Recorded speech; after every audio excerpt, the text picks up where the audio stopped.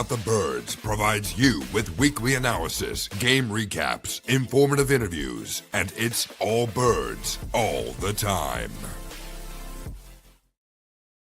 Welcome tonight. We're going to talk some Eagles-Lions, Week 11 preview. It's a day later than we usually do. Well, you guys usually see it on Fridays, but Friday mornings, we're going live tonight. Got a little bit more in terms of the injury reports, a lot more news. So it kind of worked out well, especially with us doing the post-game show, after the Eagles game on Tuesday night. So gave you a little break from us for a couple days before we're back. But Matt, how are we doing? Ready for some Eagles football? It's going to be big time matchup.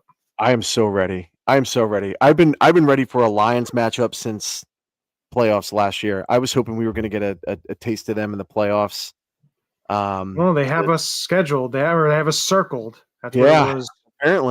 Apparently. So I was excited to see how we matched up last year because I felt like we have very similar teams, right? Run heavy with a pair of good receivers, strong tight end, and stud defenses. So I maybe not the case this year, but that's how I felt going into the game last year. So I'm really excited to see how we match up against these guys because I've got some buddies, especially in the helmet industry that are Lions fans. So I need to get some bragging rights here. Yeah, and I think the biggest thing too is when you look at the injury reports. You had the Eagles injury report, we were watching the Cam Jurgens just to see what's going on there. And of course, as you and I always watch, we're watching Willie Lampkin. We're seeing if potentially he could be activated, or I'm thinking maybe not this week, maybe next week with the way the rosters are. They probably hold him another week. Next Wednesday or Thursday, right? I think. I believe so. Yeah. So, but it looks like right now Cam Jurgens did practice. To me, I'm not sure because he did say that he's not so sure yet. No, we'll see how it goes. So to me, we'll see how that goes. I don't know. Yeah. And, we'll see what they do with that. But he's the only one on the injury report that did not have or there's only one person that had a designation. Yeah, and it was Lampkin. And it was Lampkin. So that to me means he's going to play, right? Like generally, if I would think so. In the past, when he's been limited participant, I think he was limited last week, right? At some point, I believe he was. Yeah, I think he was limited last week. Yeah, and then they said questionable, and then he was out. So that to me means he's playing. But to your point, like he did not sound super confident, and I've heard people talking about it. I haven't seen the clip. Some people are saying that his demeanor did not seem like he felt like he was ready, and that he wanted to play. Like I'm sure he wanted to play, but I don't know if he felt like he could play at 100% with his injury. And then other people are just saying he was not giving weight to it because like the staff hadn't given him the sign off yet. Like I haven't watched the clip, but I mean he's not on the injury report, and generally if they think there's a chance he's not going to play, he's going to be questionable. Yeah, I'm really interested to see what goes on there and see. Do they give Brett Toth another, another crack at being? I mean, if he can go, I don't see why you wouldn't have him on the field. Yeah, especially going up against the Detroit Lions, who have some big ass bodies on the interior with Lee McNeil, DJ Reader. Yeah. So you have some. You got some beef. You got some beef there. Yeah. So when you look at the Lions side, though, the injuries, their list looks like the 2019 Eagles. Taking a look at how long it is.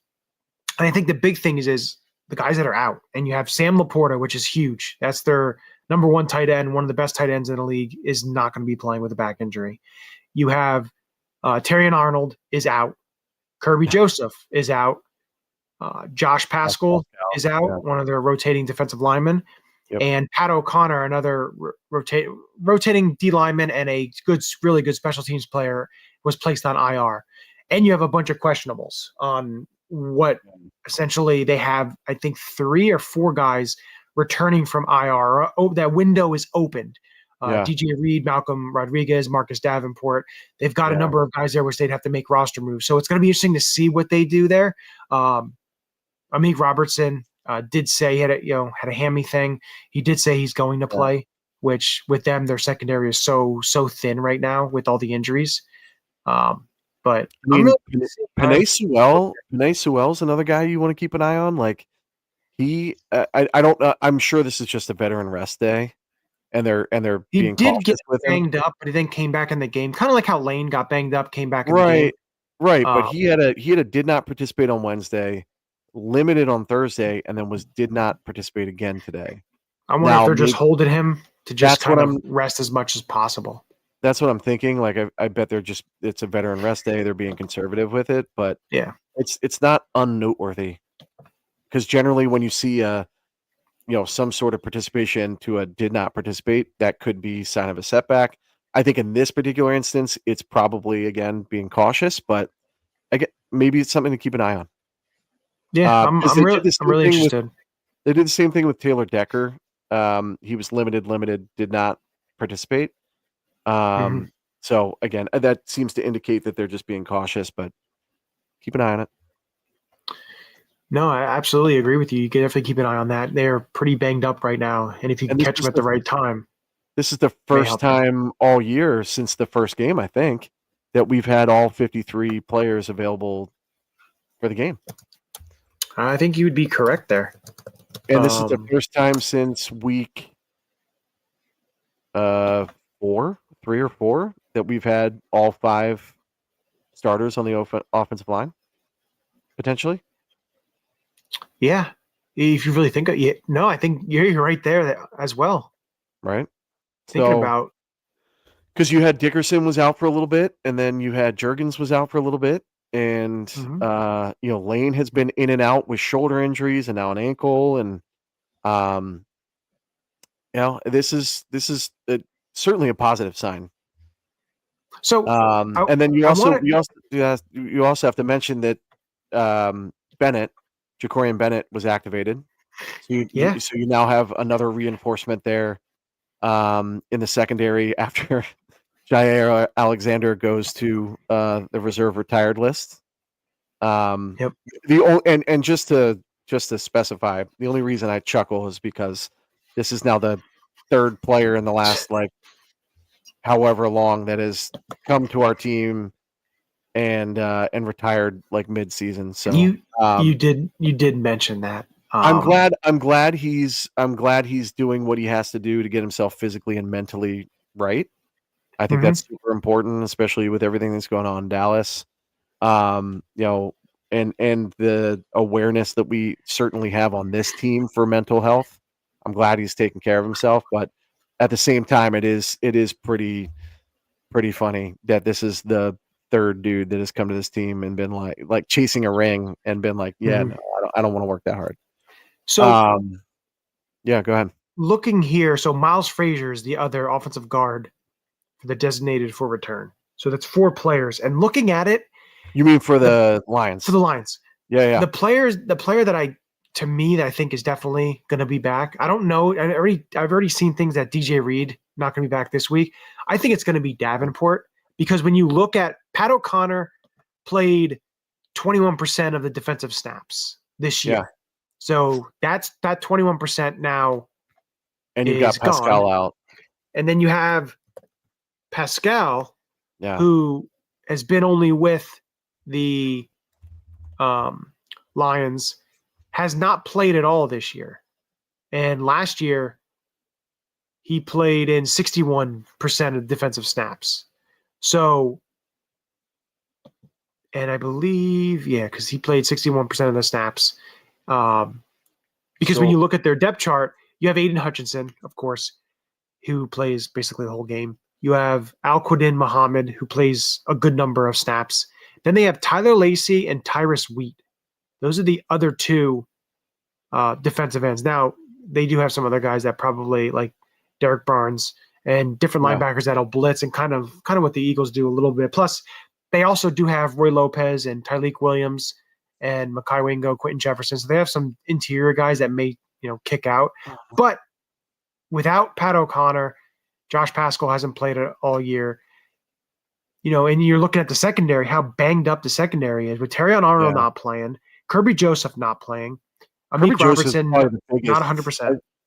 I feel like Kirby Joseph is the biggest loss on that defense. Yeah, he's been gone. He's been hurt a couple of weeks. Terrion Arnold is a loss because. But I mean for like against us, like I think that's a big.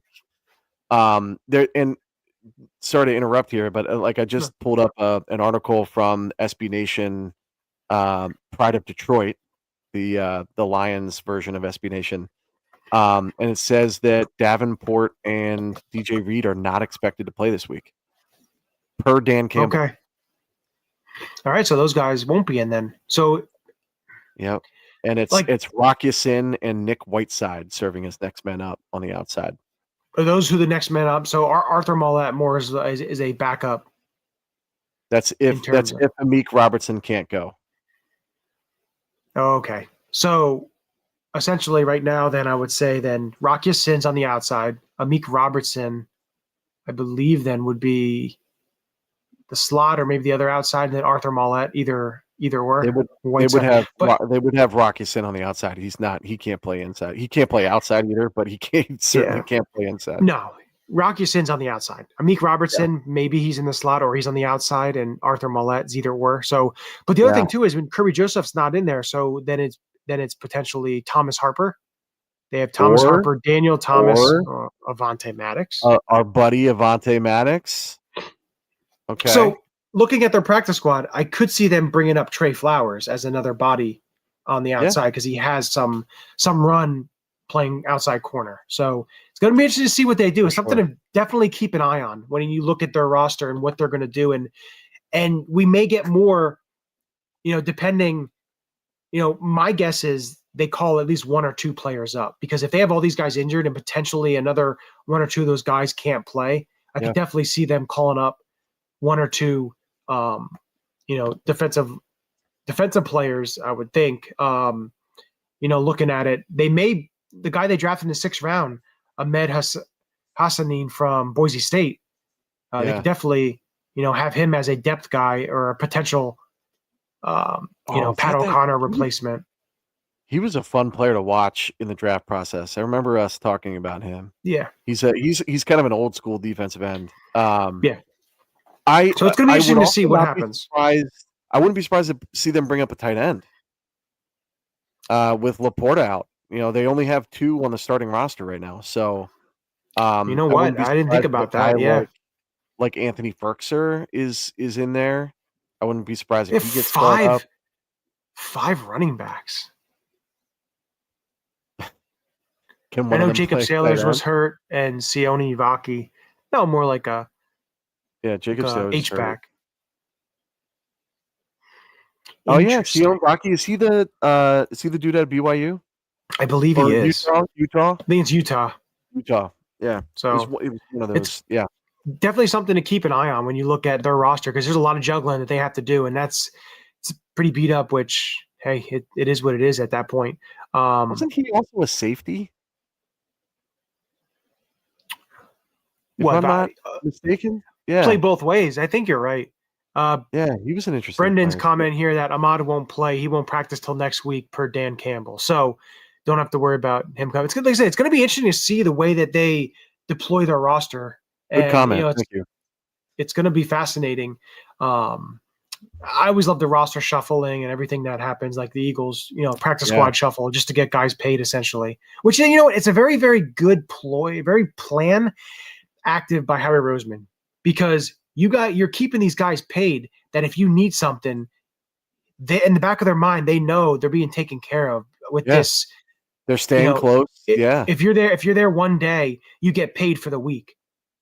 And hey, it's money. You're getting money to essentially do nothing, but just be available. $8,000 to just show up. Yeah, exactly. And work out. That's pretty sweet. Now I want to look at here how the Eagles are going to attack this Detroit defense as we're talking all these injuries and, discussing, because of course we know what the talk of this week was. I'm not going to get into it just because it's been so beaten like a dead horse, just time and time again. What are you referring to? A wide receiver, number 11. I'm kind of over talking. Josh Huff? Maybe it's that number. Maybe we just have to stop giving that number out as we talk about jersey numbers. Don't get me started, Brady. I'm not. You know my feeling on it too. But my thing, like what I'm looking at here, kind of a key matchup I'm looking at is going to be the Eagles' basically run offense. And I know the secondary's beat up for Detroit, but the way that I want to really look at here is seeing how the Eagles attack the defensive line of the Lions, because interior-wise, they're pretty stout in terms of the size.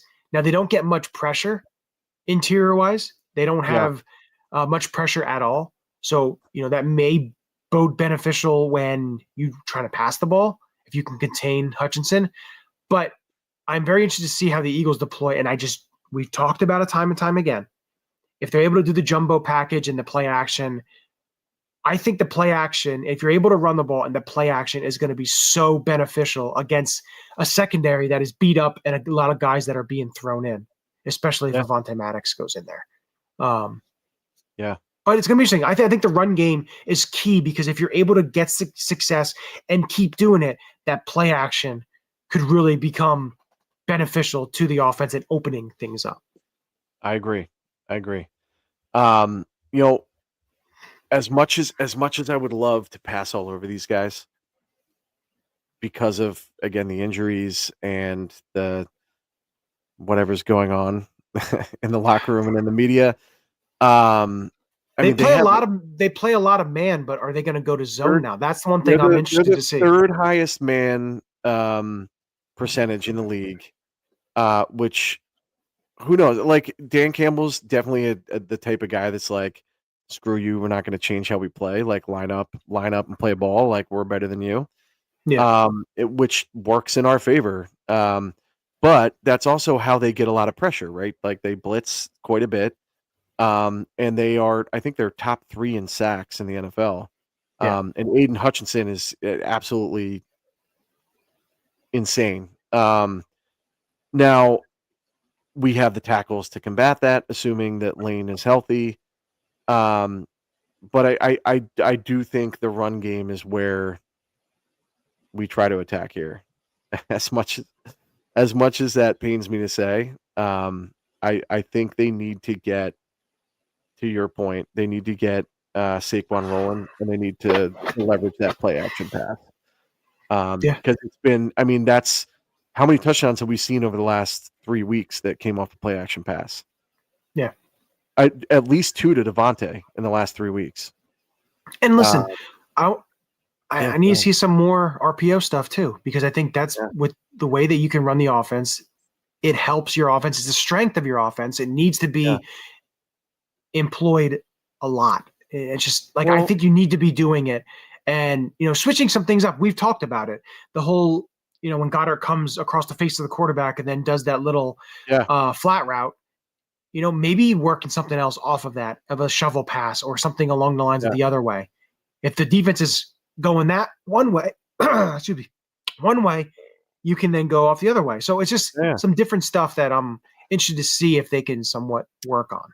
Work off of that. If they are going to be running that much man, which would be stupid to go against the Eagles and play man, but if they are going to line up and play man like the Vikings did, like, that's where we'll start to see, hopefully, that's where Patullo should be throwing in some of these man beaters, like, crossing routes, like mesh concepts, picking players through mesh concepts, and if they're bringing extra pressure, throwing a screen over the top of their head. I'd like to see a tight end screen. I'd like to see we've seen consecutive weeks with a running back screen, which we haven't seen in, like, it feels like a decade. Well run running back screen, not this. Yeah. And then if they are going to play man, this could be your AJ game. Yeah, we'll see. Well, it's going to be interesting to see. Yeah. Now, looking at the defensive side of the ball with the Eagles and the way that they can basically contain the Lions offense, because Lions have one of the best offenses, if not the best offense in the NFL. The running backs that they can throw at you in Gibbs and Montgomery. No tight end, so that's one thing. But you have the receivers that they have: Jameson Williams, Isaac Tesla, and you have Amon-Ra St. Brown. They've got Jameson Williams. Jameson Williams. They have Amon-Ra St. Brown. That's Khalif the guy. Raymond. That's the guy that keeps me up at night. Is Amon-Ra or Williams' speed. I'm not as worried about him because he's about 50% in the slot or out wide, and that means it's either Q or it's Coop. So I'm good there.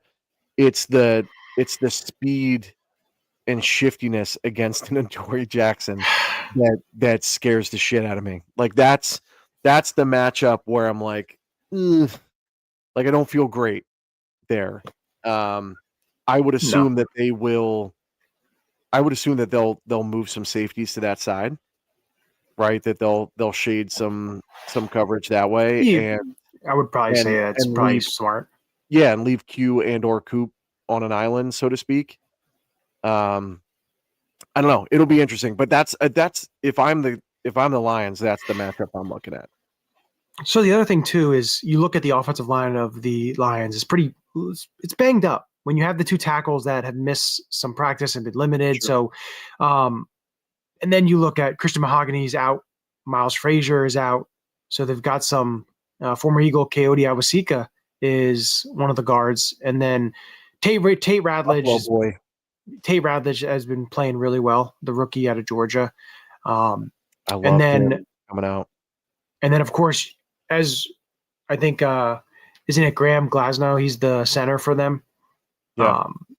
So it's going to be interesting to see because my thing is if you're able to, get a little bit of pressure, especially up the middle on Goff, you can disrupt him because Goff's not a player that's going to be, extending plays with his legs, going around and do it. Like it's not what he is. He is essentially as we say that, he'll probably break off like a 30-yard run. Yeah. But he's that pocket passing 3-step, 4-step drop and go and just lets it loose. Like he's what essentially you look in the prototypical standard quarterback. He's not real shifty or anything like that. But if you can get some type of pressure, especially up the middle, it's going to be interesting to see how he handles that. Because if you start putting him on the ground, that may help you in terms of potentially getting a turnover, getting a fumble, interception, all that stuff comes into play. So I'm really interested to see how Jalen Carter, Davis, Moro, Jomo, how they all basically attack that interior-wise. Yeah. No, I agree. Similar, they're not the same player. They ironically came out in the same draft, but same kind of antsiness that you see in Carson Wentz when you get pressure up the middle. Yeah. And we saw what Jalen Carter did there. I mean, he essentially forced two turnovers, interceptions by Carson.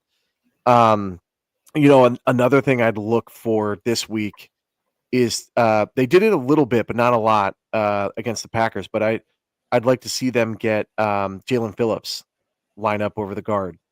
Yeah, line up in that A and B gap and use his speed to beat some of these, less than ideal guards there. So I agree with you. I think up the middle, I would assume they'll bring some well-timed sim blitzes up the A gap like they have been with Nakobe. Nakobe has been amazing blitzing from depth. Run defense with Nakobe has been like night and day. But that's how it was last year too. We'll talk about this in the off season, but like he has to be re-signed. Like you have to sign him. Yeah, I thought for sure like he was going to be gone now that we have Jahad Campbell, but like he is the heart and soul of this defense, and it has never been more apparent. Yep. Unreal. I agree with you. So I want to also bring this up. Now, as we know, the Detroit Lions are a dome team. They're going to be coming, of course, Philadelphia is a non-dome stadium. What? And it's going to be a little bit, the weather is going to be a little windy. 28 It's going to be chilly. Yep. They're saying gusts could be over 30 miles an hour. So the kicking game is going to be a little different. Now, how does that affect Jared Goff's passing?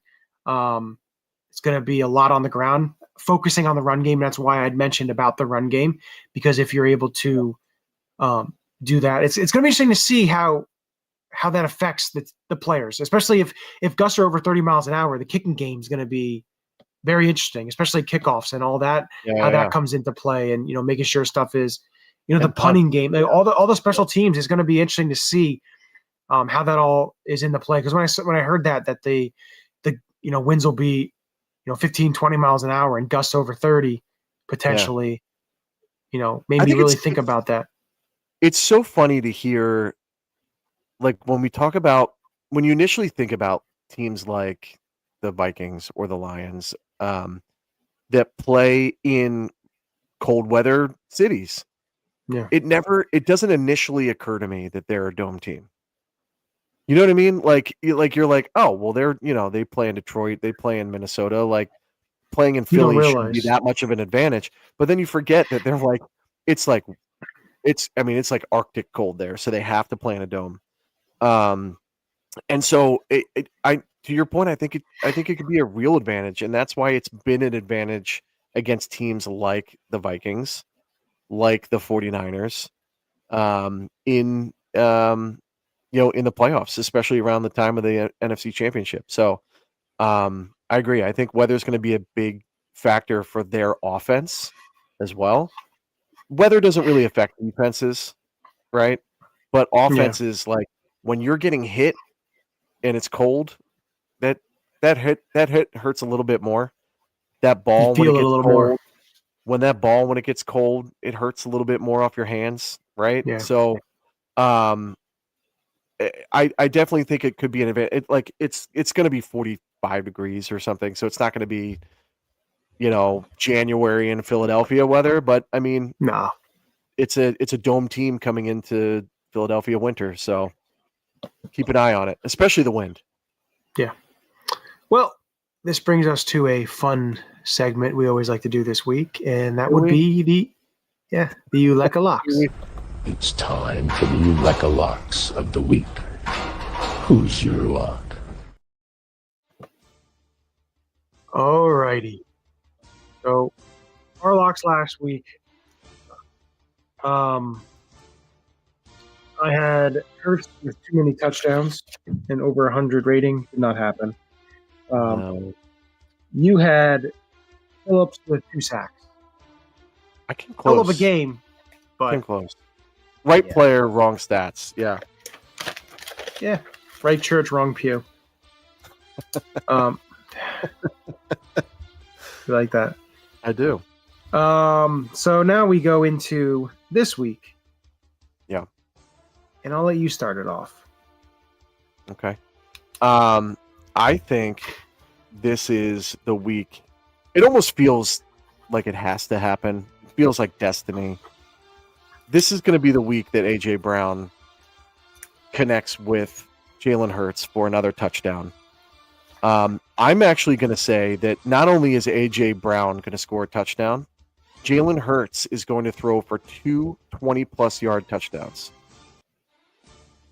So I'm going to go a double lock. Alrighty. So the pen now will not write. That's not a good omen. I will tell you that. So the pen is mightier. The pen's not working. So do you have a computer? Are your fingers broken? You know what?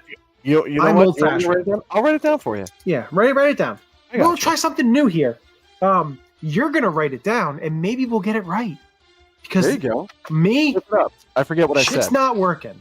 Hurts 2 plus 20 yard or 2 20-plus yard TDs.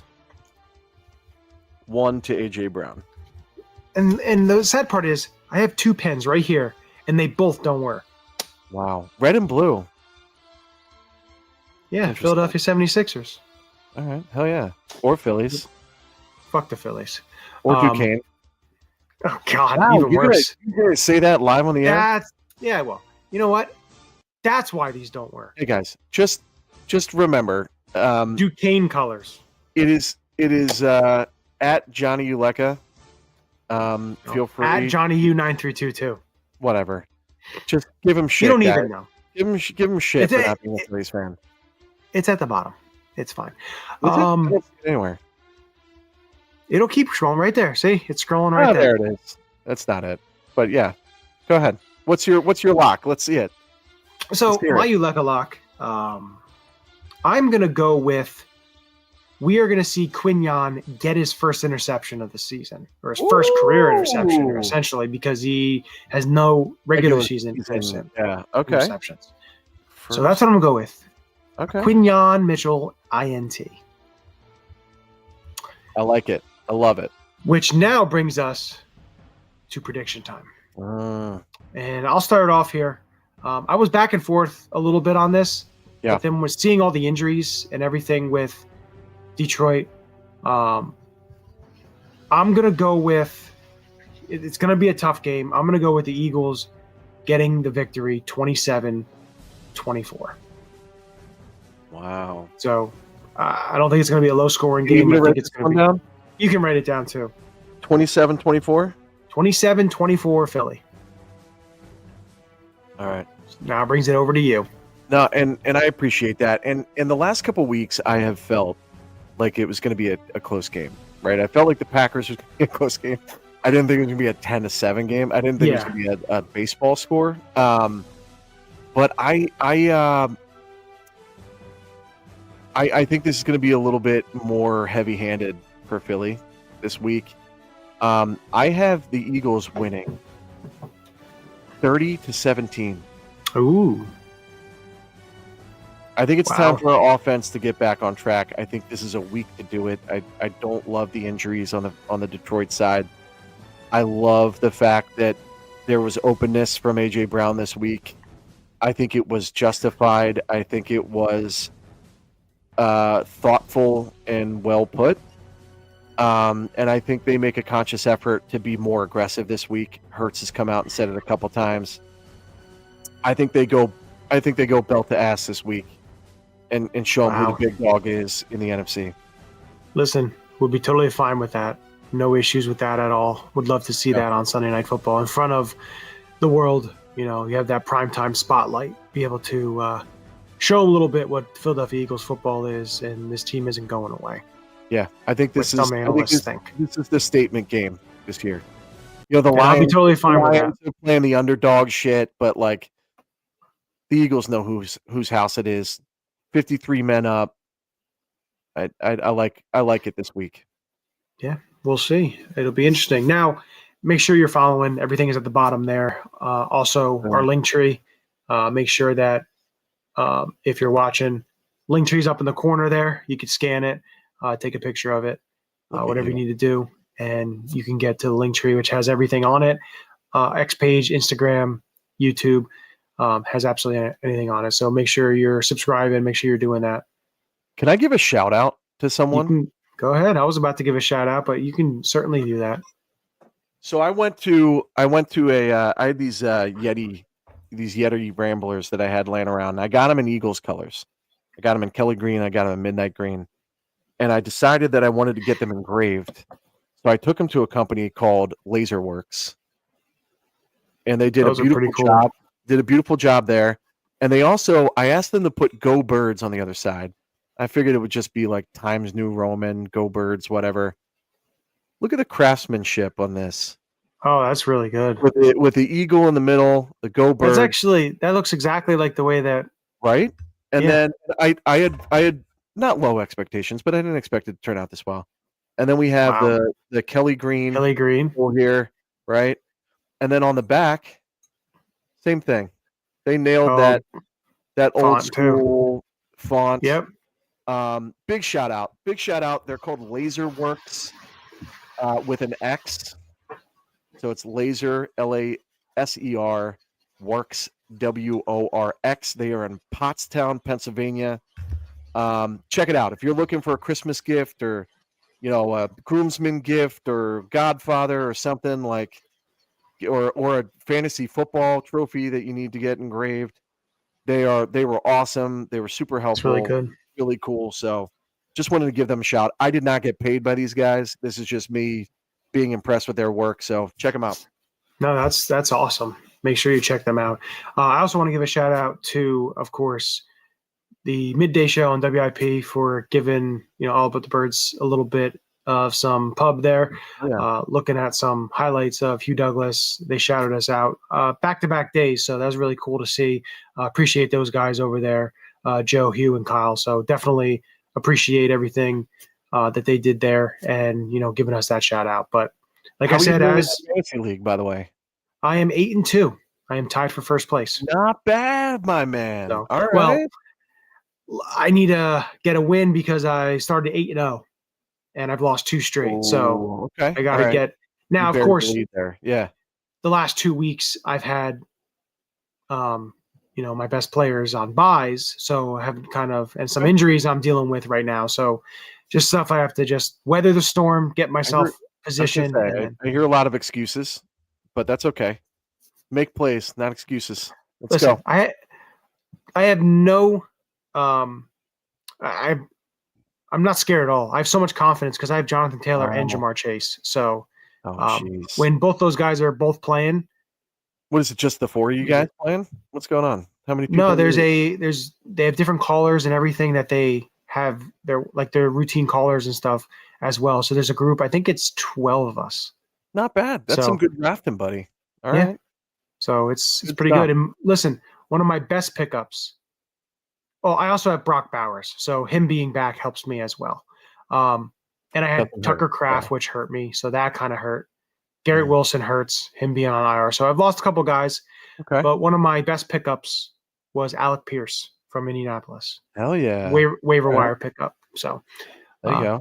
Maybe we'll have to start a little fantasy tidbit from you on the show. Maybe we'll start throwing that out there.